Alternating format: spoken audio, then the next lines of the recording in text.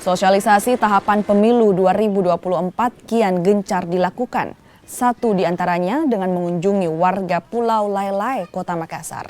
KPU Makassar memberikan sosialisasi mengenai jadwal pemilu pada tanggal 14 Februari 2024 mendatang. Selain itu, KPU juga mengimbau warga untuk melindungi hak pilihnya dengan memastikan masyarakat memiliki KTP elektronik dan terdaftar sebagai pemilih. Warga juga diingatkan untuk menyalurkan hak pilihnya dengan baik, bukan berdasarkan pemberian, termasuk menolak praktik uang.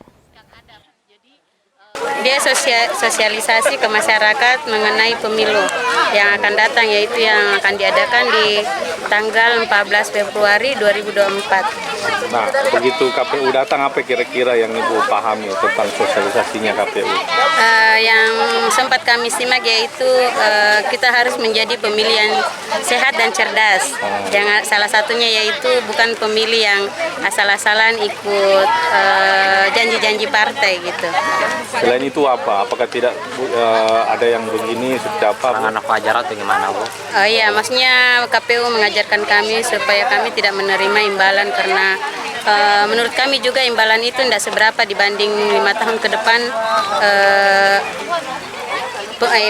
pilihan kami itu. Sejak bulan Juni, 14 Juni 2022 itu kan kita sudah mulai masuk ke tahapan pemilu serentak 2024. Nah, kami penting untuk menyampaikan bahwa prosedur administrasi seperti KTP elektronik itu harus dilengkapi.